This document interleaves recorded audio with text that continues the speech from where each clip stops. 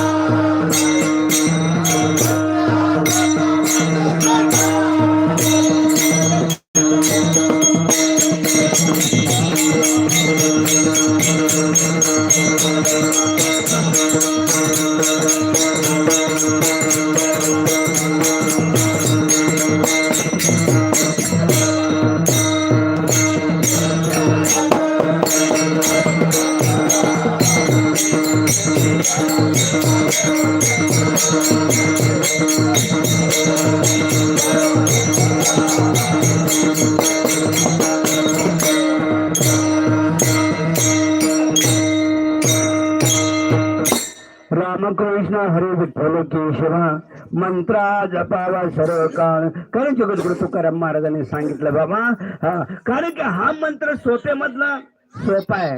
अनेक पाप असणारे, पाप आहे, उपपाप आहे, महापाप आहे, त्यामध्ये कायिक पाप आहे, वाचिक आहे, मानसिक आहे. हे पापाचे प्रकार जर काय भगवंताचं नामचिंतन घेतल्यानंतर हे सर्व पाप जळून भस्मसात होऊन जातात, आहे का नाही? महापाप, उपपाप, कायिक, वाचिक, मानसिक हे जर सांगायचं म्हटल्यानंतर आपल्याला 1 तास पाहिजे, आहे का नाही? म्हणून आपल्याला ते सांगायचं नाही. थोडक्यामध्ये वाटचालीचं कीर्तन आहे.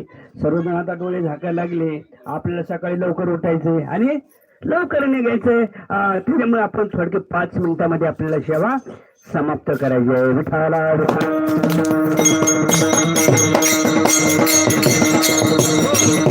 रामकृष्ण हरी विठ्ठल केशवा मंत्र हा जपावा सर्व काळ.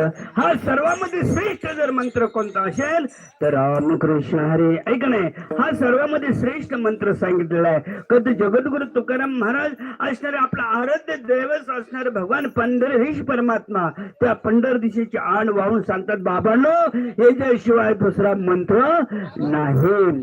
यावे नानेक आस्थापे साधन वाहान विठोबाजी. माझे जे आराध्य दैवत आहे पंढरदेश परमात्मा, आणि त्या परमात्म्याच्या आण वाहून सांगतो बाबांनो दुसरं साधन नाही.